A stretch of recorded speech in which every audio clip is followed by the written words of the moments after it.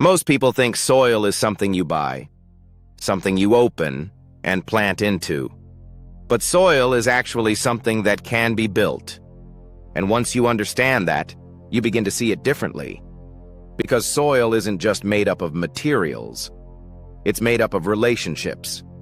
The relationship between air, water, organic matter, and minerals. And how those elements interact determines how well a plant can grow.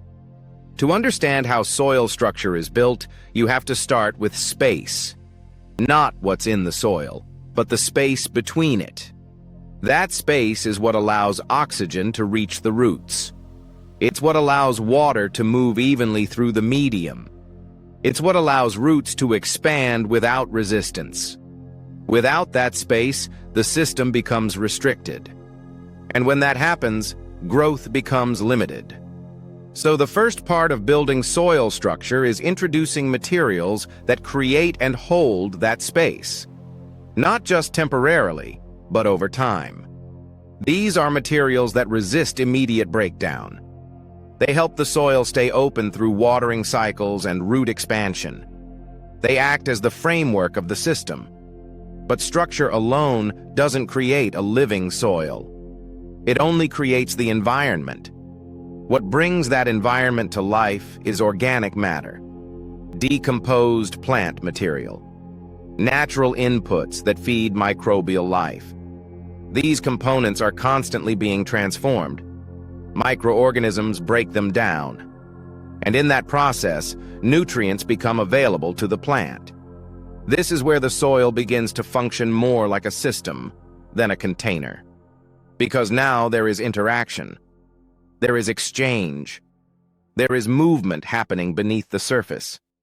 But there is another layer that becomes important over time. Stability. Because even a well-structured soil can begin to shift if it doesn't have something anchoring it. This is where mineral components come into play. Not all minerals serve the same role. Some influence nutrient availability. Others influence how the soil holds its structure over time. Some even affect how water and biological activity move through the system. These are slower-moving parts of the soil. They don't break down quickly, but they influence the long-term behavior of the medium. So now you begin to see soil differently. Not as a mix, but as a system made up of layers. Structure that creates space. Organic matter that supports life. Minerals that stabilize and influence the system over time. And when those layers are balanced correctly, something begins to change. The soil becomes more consistent. Water distributes more evenly. Roots expand more naturally. And the plant no longer has to constantly adapt to instability. It begins to grow within a system that supports it. This is where soil starts to move beyond a single cycle.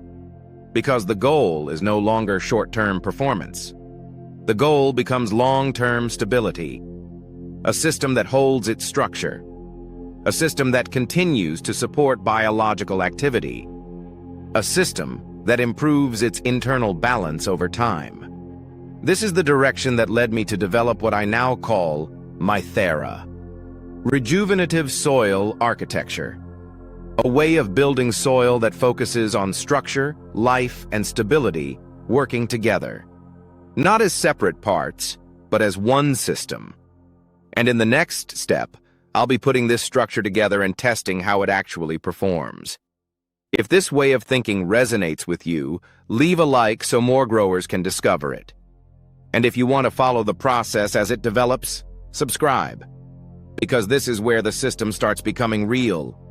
Build, balance, grow.